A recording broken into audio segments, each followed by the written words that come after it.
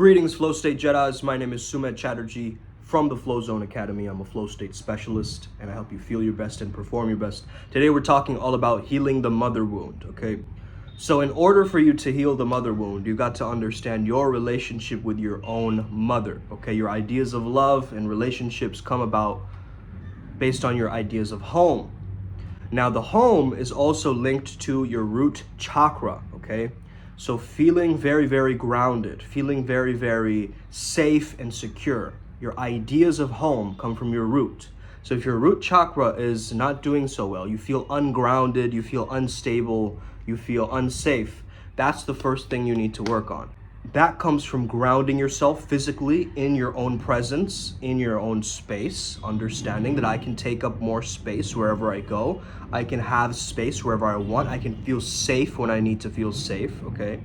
Now, I had to go through this process myself, okay? That doesn't necessarily mean I had a very awful mother, but hey, all the things that she was experiencing, and that she was going through during the time of her childbirth was passed on to me, okay? And it was passed on to you as well. Not from my mother, obviously, but from your own, okay? Their beliefs became ingrained in you.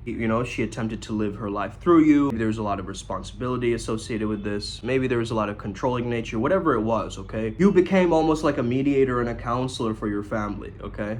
One of the things that's really helped me and numerous clients of mine is understanding that you got to regulate your nervous system, and by doing that, you actually calm yourself down to all of these reactions that you might be having. Because if you're struggling with a mother wound, you look at the image of a soft, warm, caring mother, and it triggers the shit out of you, right? You're just going, man, I wish I could have that. Like, why is that not my reality? Like, I'm turning on a TV show and I'm fucking seeing this woman, coddling this young child, and you're feeling like, man, that's such a beautiful experience. The way I regulate my nervous system is through lifting weights, through fighting MMA, and through just physical action, right? Yoga and so forth, things like this.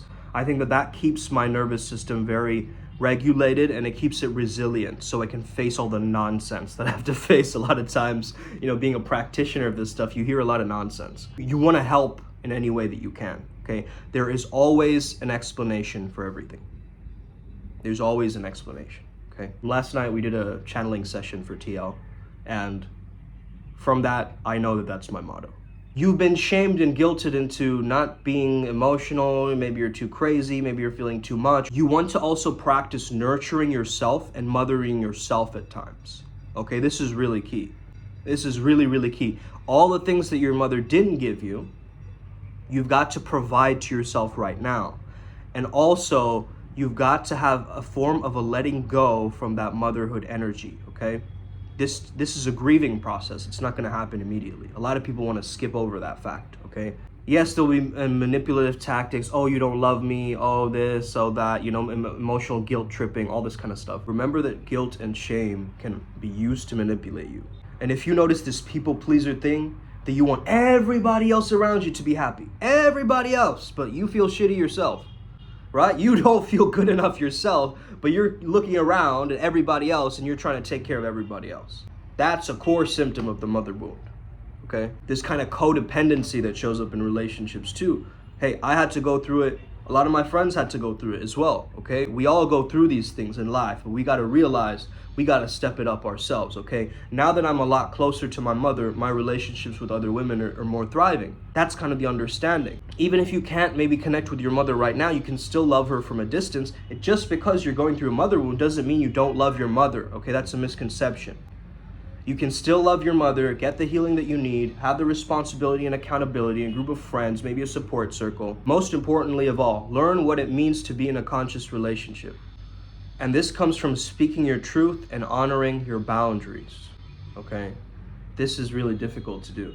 This is one of the most difficult things to do in terms of the mother wound, is to honor our healthy boundaries. You got to understand that your motherhood energy is associated with your femininity, okay? Your feminine essence, your feminine quality. So doing the mother wound healing actually gives you greater psychic abilities. It makes use of a powerful emotional body. So essentially, the way I did it is I would actually hire practitioners, like female practitioners, who I would get them to hold space for me And that really helps me to heal my mother wound, actually. Okay. I worked with a Tantra coach. I worked with a healer woman.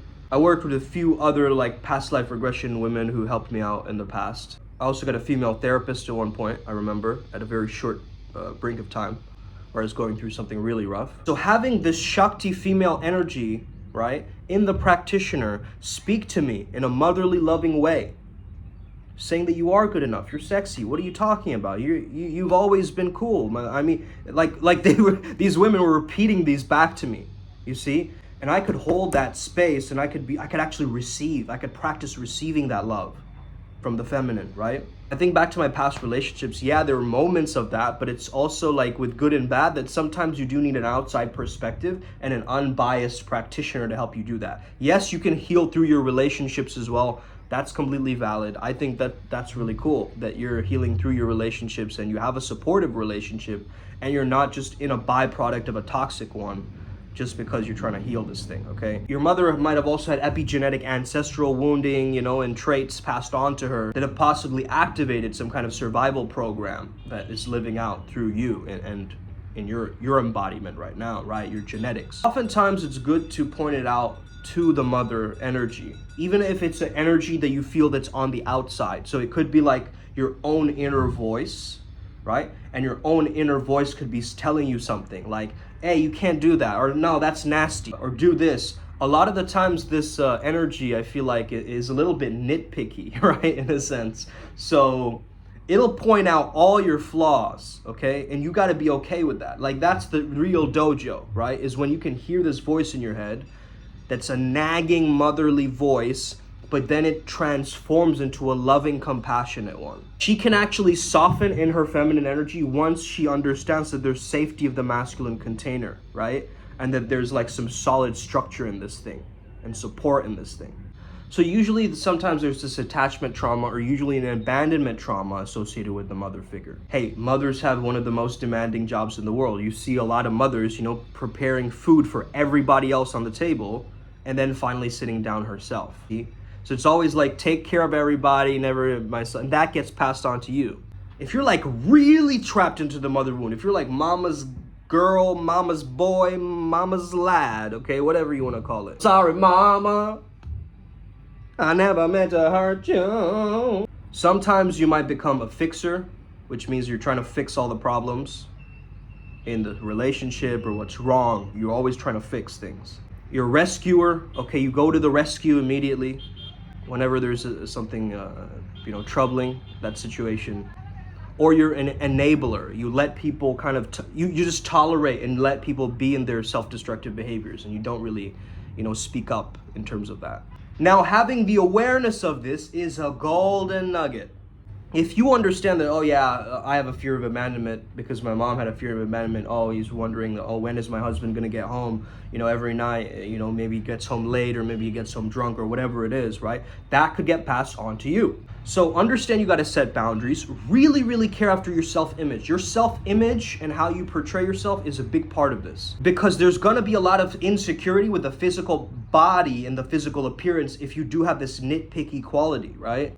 Of the internal motherly voice in your head. So first of all, it's good to turn that voice not into your own voice, but differentiate it and actually understand that, no, actually, this is coming from an outside perspective. This is not my thought. This is actually my mother's thinking or attitude that's been passed on to me. Just having that consciousness and that awareness gets you to differentiate from it and actually look at it from a distance, and then you can manage and regulate it a lot easier, right? Self-soothing is going to be real key.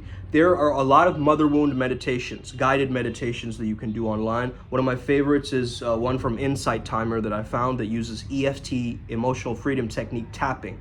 They tap on the sides of the face. So whenever the lady says side eye or under eye or collarbone, right? There'll be moments where the practitioner or the lady, Nicole, she's going to be guiding you through that, right? I can link it in the description as well.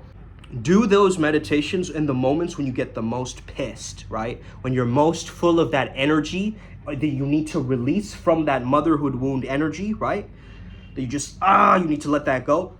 Let that guided meditation soothe you and heal you through that process, okay? And also tapping the certain points of our face and acupressure can actually help us release a lot of the stored emotions and the trapped energy in our body, in our physical bodies, okay? So a lot of this stuff becomes psychosomatic in what I've observed. Being okay with healthy emotions. The chronic dissatisfaction and self-criticism, that's gotta come from the self-praising and the self-love. Being okay with receiving compliments and things like this, you see. Just being receptive, being in your feminine essence, right? Just being receptive towards whatever somebody is saying and allowing them to speak their mind. But you don't have to put on a motherly mask thinking that, oh, I'm going to project my motherliness out into the physical world, but I'm not receiving any myself, you see? So the self-care is really, really key here. Feeling internally validated. How you validate yourself internally will reflect in your relationships in others and how they will validate you. Also, there might be a fear of displeasing your mother before making certain decisions. Be aware of this. I'm going to make this decision. This is going to piss my mother off. However, I know that it's in my greatest value to be able to pull through and do this action.